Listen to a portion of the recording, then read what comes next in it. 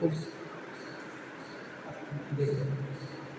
हाँ तो बच्चों आज आपका क्लास 10 का chapter 9 some application of introduction, ठीक ना। आज ही आपका चैप्टर हम स्टार्ट करने जा रहे हैं और इस चैप्टर में पहले इंट्रोडक्शन आपको बताएंगे, इंट्रोडक्शन। उसके बाद फिर आप इंट्रोडक्शन बताने के बाद फिर एक एक एक्सरसाइज के प्रत्येक क्वेश्चन को हम यहाँ सॉल्व करेंगे और आप देखेंगे जो ठीक ना उसको कॉपी और पेन निकाल लीजिएगा ताकि साथ साथ नोट करते जाइए, ठीक ना। तो चलिए अब हम लोग देखते हैं। तो इंट्रोडक्शन, पहला पॉइंट इंट्रोडक्शन में आपको ये पढ़िए यदि आपको सम एप्लीकेशन ऑफ ट्रिग्नोमेट्री सीखना है तो सीखने के लिए आपको दो चीजों पर ध्यान देना है, एक एंगल ऑफ डेविएशन पर और दूसरा आता है एंगल ऑफ डिप्रेशन इंटीरियर। पहले हम लोग देखते हैं एंगल ऑफ डेविएशन क्या है। तो देखिए एंगल ऑफ डेविएशन क्या है। तो द एंगल एवं हॉरिजॉन्टल यानी कि हॉरिजॉन्टल लाइन के ऊपर जो एंगल बनता है उसे एंगल ऑफ डेविएशन कहते हैं। अब ये है क्या, फिगर से समझिए तब समझ में आएगा।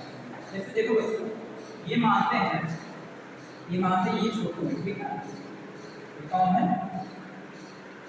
है, छोटू, ठीक। अब ये छोटू जब भी देखेंगे तो इस टाइप से हॉरिजॉन्टल देखेंगे और ये इस टाइप से लाइन ऑफ साइड से एकदम तिरछा देखेंगे, इस लाइन देखेंगे, ठीक है। तो देखिए कुछ ही इस टाइप से देखेंगे, जब ये देखेंगे ऐसे देखेंगे, ठीक। ये हॉरिजॉन्टल देखेंगे, ठीक है। उसके बाद देखिए स्लैंट लाइन देखेंगे कुछ इस टाइप बनाने इस टाइप देखेंगे। मानते हैं यहाँ पे कोई एक ऑब्जेक्ट है, यहाँ पे ऑब्जेक्ट जिसे देख रहे हैं यहाँ पे एक ऑब्जेक्ट है,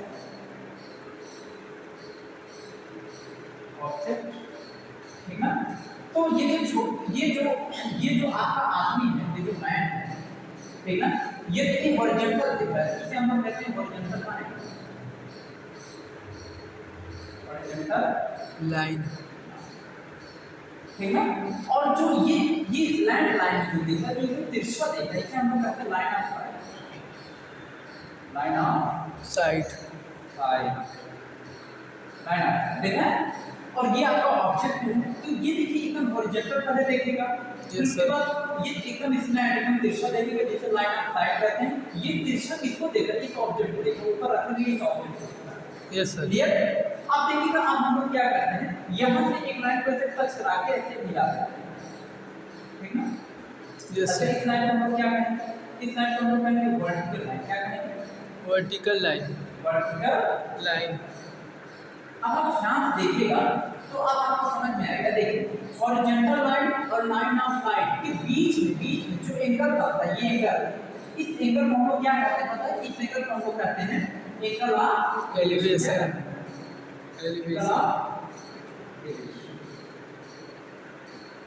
इसी को एंगल ऑफ एलिवेशन कहते हैं, समझ आ रहा है। जैसे देखिए ये आपकी हॉरिजॉन्टल लाइन हो गई, ठीक।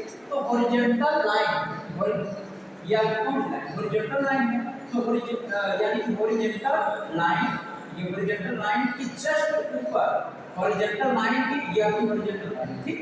इस लाइन के जस्ट ऊपर जो एंगल बनता है, यही एंगल, इस एंगल ऑफ एलिवेशन कहते हैं, ठीक। जानते हैं ये पहले पॉइंट से लिखा गया है, the angle ever horizontal line, clear. Horizontal line के ऊपर जो एंगल बनता है उसे एंगल ऑफ एलिवेशन कहते हैं। सेकंड पॉइंट है हॉरिजॉन्टल लाइन और लाइन ऑफ साइट के बीच में जो एंगल बनता है उसे हम कहते हैं एंगल ऑफ एलिवेशन, ठीक। और ये जो लाइन आपकी स्ट्रेट जो रहती है इसे हम लोग वर्टिकल लाइन कहते हैं, क्या कहते हैं, वर्टिकल। इतना काफी क्लियर है, इसे नोट डाउन कर लीजिए, नोट डाउन कीजिए इस सर्कल पे।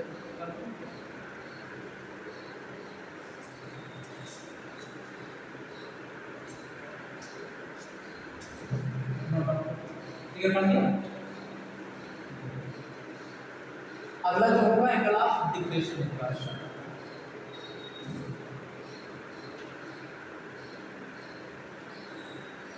ठीक है, बन गया बना।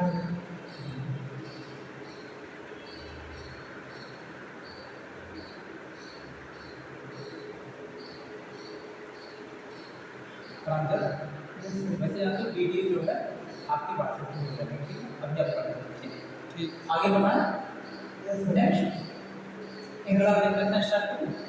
Yes sir. अब अगला है आपका एंगल ऑफ डिप्रेशन, ठीक। आप इसको घर पे भी वीडियो भी देख सकते हैं, ठीक है। Yes sir. अगला देखिए एंगल ऑफ डिप्रेशन, अगला एंगल ऑफ डिप्रेशन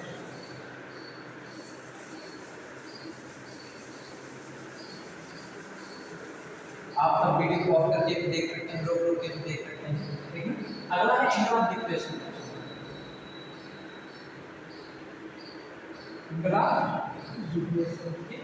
तो देखिए इसमें कहा गया है द एंगल बिलो, ध्यान सुनिएगा, the angle below horizontal line, यानी हॉरिजॉन्टल लाइन के नीचे जो एंगल फार्म हो उस एंगल ऑफ डिप्रेशन कहते हैं, ठीक है। और ये पॉइंट इसमें भी ऐसे है, जैसे कि फिगर देखिए तब फिगर देखिए, जैसे मानते हैं बच्चों ये आपकी बिल्डिंग है, ध्यान देखिएगा, देखा होगा आपको, ये मानते हैं आपकी बिल्डिंग, याद रखना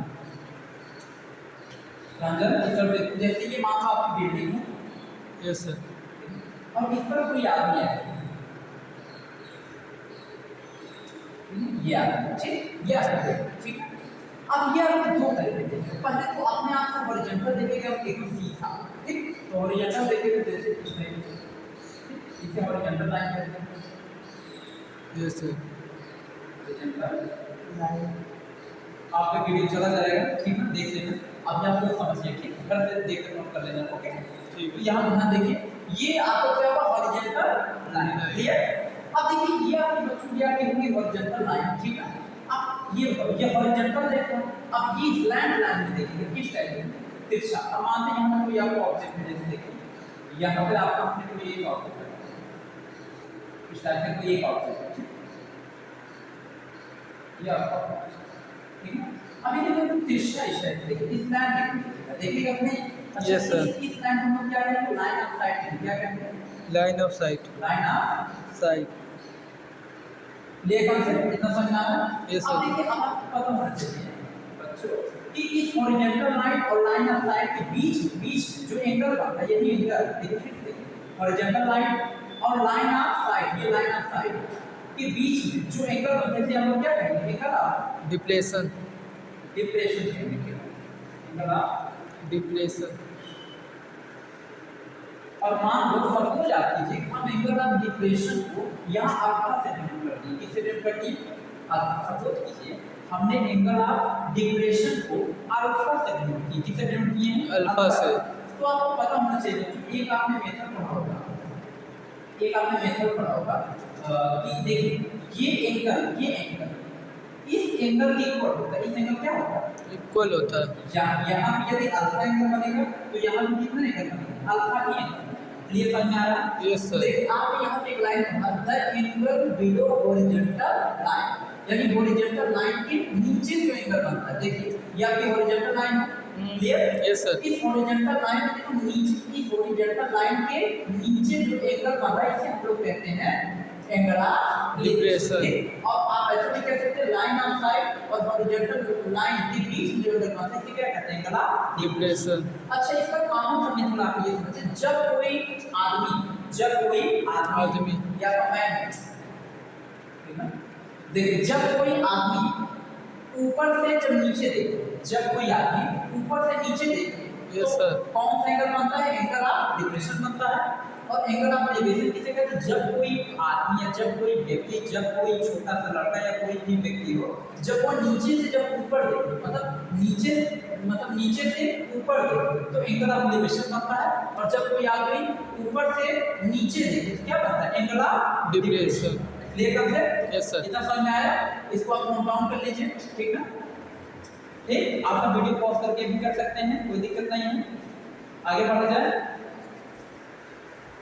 चलिए ओके आगे बढ़ो, आप सब वीडियो पॉज करके देख लीजिएगा, ठीक ना। अब आगे बढ़ते हैं क्वेश्चन की तरफ चलते हैं। इसका 9.1 का फर्स्ट क्वेश्चन 9.1।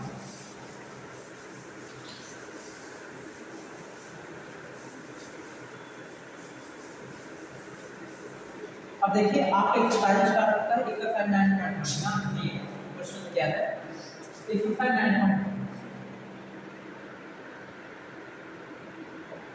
एक्सरसाइज 9.1 देखिए, एक्सरसाइज 9.1 बच्चों देखिए फर्स्ट क्वेश्चन आपका क्वेश्चन बहुत अच्छा है। अब आपका देखिए ये चैप्टर से स्टार्ट, यानी कि चैप्टर का पहला एक्सरसाइज 9.1 स्टार्ट किए हैं। 9.1 का फर्स्ट क्वेश्चन क्या कहता है, ध्यान से हम क्वेश्चन पढ़ रहे हैं। फर्स्ट क्वेश्चन कहता है बच्चों ए सर्कल आर्टिस्ट, देखिए बुक आपको लिया गया है, बुक से हम क्वेश्चन पढ़ते हैं, आप ध्यान सुनेंगे। क्वेश्चन है बच्चों, एक सर्कस आर्टिस्ट है, is climbing a 20 metre long rod. वह 20 मीटर लंबी रस्सी को ग्राउंड से एक पोल पर बांधता है, एकदम स्ट्रेट बांधता है, ठीक है। आपको बच्चों ये बताना है, आपको बताना है पोल की हाइट बताना, ठीक है।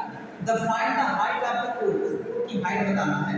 If the angle made by rod with the ground level 30 डिग्री, यदि ग्राउंड लेवल से जो एंगल बना 30 डिग्री का होगा, ठीक है। तो देखिए आप हमको कैसे पोल की हाइट कैसे बताते हैं, ध्यान देखिए। क्वेश्चन नंबर 1 देखिए, इसका फिगर है, फिगर कुछ इसमें जो बच्चों फिगर आपको बनाया कुछ इस टाइप में, ध्यान देखिए फिगर ऐसे बना है, ठीक। ये आपका फिगर है, ये आपका पोल है ए बी सी, ठीक है। और यहाँ पे आपको बताया कि यहाँ पे 90 डिग्री एंगल बना रहा है, क्लियर। अच्छा, यहाँ पे जो रस्सी है 20 मीटर है, जो ये आपकी रोप है ये 20 मीटर है, और यहाँ पे जो एंगल आपको दिखाया गया एंगल, क्वेश्चन में ध्यान देखिएगा, क्वेश्चन में जो एंगल बनाया है वो 30 डिग्री का, 30 डिग्री। अब आप यहाँ पे लिखेंगे सॉल्व कैसे करेंगे, हाँ तो ये क्वेश्चन नंबर 1, ठीक है। अब इसको आप सॉल्व कैसे करेंगे, तो लिखिएगा बच्चों यहाँ पे लिखेंगे AB इज, AB क्या है, बोल है, एंड AC इज रो, और AC क्या है, रो रस्सी। देखिए AB क्या है, बोल है, और AC क्या है, रो यानी कि रस्सी है। तो जो ये ग्राउंड है आपका, ये पूरा ग्राउंड, मतलब इस ग्राउंड पॉइंट सी से एक रस्सी बांधा गया है इस पोल पर, इस पोल पर इस ग्राउंड से एक रस्सी 20 मीटर लंबी रस्सी ऐसे बांधी गई, किससे, इस पोल से एक रस्सी बांधी गई, ठीक है। तो आपको बच्चों बताना इस पोल की हाइट बताना, इसकी पोल की हाइट कितनी, तो ये आपको फाइंड करना। तो फाइंड क्या करना है, फाइंड करना है जब आपको AB आपको फाइंड करना है, यानी कि पोल की आपको हाइट बतानी कितनी है, ठीक है। यस देखिए सर। हम लोग कैसे हाइट बता सकते हैं, ध्यान। अच्छा जो बात पढ़ने से ध्यान देना, 90 डिग्री के सामने क्या होता है, हाइपोटेनस, क्या होता है, हाइपोटेनस, एक्यूट एंगल के जस्ट सामने क्या होता है, परपेंडिकुलर होता है, क्या होता है, परपेंडिकुलर। जो बच जाता है उसे बेस हम लोग करके क्या करते हैं, बेस। अब देखो बच्चों यहाँ पे आपको हाइपोटेनस और परपेंडिकुलर का रेशियो दिया है, ठीक है। तो आपने ऐसा रेशियो क्या पढ़ा है, देखिए तो आपने ऐसा पढ़ा sin थीटा बराबर, sin थीटा बराबर क्या, परपेंडिकुलर अपॉन हाइपोटेनस होता है, ये होता है ना। तो देखिए यहाँ पे sin थीटा लगाए, देखो लिखोगे तो sin theta equal perpendicular upon hypotenuse, clear, perpendicular upon hypotenuse. तो आप लगा के देखिए बच्चों क्या होगा, आप परपेंडिकुलर अपॉन हाइपोटेनस देखिए, तो परपेंडिकुलर आपका कितना है, ये आपका हाइट है, ये हाइट की वैल्यू क्या है आपकी AB है, यानी कि आप कह सकते हैं AB क्या है, AB आपकी हाइट है, इसी की वैल्यू आपको बतानी है। तो देखिए बच्चों यहाँ पे लिखते हैं sin थीटा की वैल्यू कितना है, थीटा की 30 डिग्री है, 30 डिग्री इक्वल परपेंडिकुलर कितना है बच्चों, ये हाइट है आपका, हाइट और हाइट क्या है आपकी AB है, AB ही रख दीजिए, कोई दिक्कत नहीं है, चाहे आप ले सकते हैं जो आपकी मर्जी, क्योंकि आपको हाइट बताना है। और हाइपोटेनस कितना है आपका, 20, कितना है 20, क्लियर, यस सर। इतना समझ में आ रहा है। आप देखिए sin 30 डिग्री की वैल्यू कितना होता है बच्चों, 1/2, sin 30 डिग्री की वैल्यू यहाँ लिख देते हैं, sin 30 1/2, sin 30 डिग्री की वैल्यू कितना होता है, 1/2। तो देखिए sin 30 डिग्री की value 1/2 equal to AB upon 20, ये कर सकते। अब कर दो बच्चों 20 का यहाँ मल्टीप्लाई कितना होगा, देखो 20 अपॉन 2 इक्वल टू AB, 2 का डिवाइड करो कितना आएगा, 10 इक्वल टू, यानी AB की वैल्यू बच्चों कितना आ गया आपका, AB की जो वैल्यू आ गई कितना मीटर आ गया, 10 मीटर, कितना आ गया 10 मीटर। और आपने AB को आपने क्या माना, हाइट माना है, तो यही तो आपको वैल्यू बतानी है ना। तो ध्यान सुनिए, तो आप यहाँ पे क्या करेंगे, AB यानी कि आप यहाँ पे ध्यान से देखिएगा बच्चों, AB को आपने क्या माना है, हाइट माना है, यही है। तो आप लिखेंगे हाइट आपकी कितनी आती है, हाइट आपकी आएगी 10, कितनी आएगी 10, ठीक ना, समझ में आ रहा है, यस सर, क्लियर है, यस सर। नीचे तक दिख रहा है, नीचे तक दिख रहा है, अच्छा यहाँ तक दिख रहा है, यहाँ तक दिख रहा है, 20/2 तक दिख रहा है। 20/2 तक दिख रहा है। देखो बच्चों ये आपको 2 से बीच वाला नहीं दिख रहा है, इसको मैं ऊपर लिख देता हूँ, ठीक, नहीं तो आपको देखने में दिक्कत नहीं होगी, ठीक है। जरा देख लीजिए, ये 2 स्टेप आपको नीचे नहीं दिख रहा है, इसको मैं ऊपर दिखा देता हूँ, ठीक है। बच्चे कमेंट करें कि नीचे नहीं दिख रहा है, जरा आप देख लीजिए, ऊपर बता देते हैं। ठीक, यहाँ देखिए बच्चों, यहाँ पे बता देते हैं। तो देखिए 20/2 है, 2 को डिवाइड 20 कर दो कितना है 10 इक्वल टू, ठीक अब दिख रहा है। Yes sir. देख हमसे अब समझ में आ रहा है। तो ए बी वैल्यू कितना हो गया 10। अब ए बी को आपने क्या माना, ए बी को आपने हाइट टेस्ट माना है, तो एच की वैल्यू कितना हो जाएगा 10 मीटर, कितना हो जाएगा 10 मीटर। आप समझ में आ रहा है, कोई दिक्कत नहीं है। तो ये आपका फर्स्ट क्वेश्चन बच्चों नोट डाउन कर लो, ठीक है, नोट कर लीजिए। हम अगला क्वेश्चन पर अगले क्वेश्चन की तरफ चलते हैं। ठीक,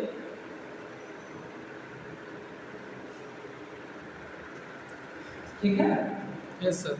तो बच्चों आज काफ़ी आज जो है समय हो गया है, जो है समय भी हो गया है और अभी मुझे अदर क्लास लेना है, जीके जीएस का क्लास लेना है। तो आज हम एक ही क्वेश्चन के साथ वीडियो आज हम आपका यहीं पे एंड करते हैं, ठीक है।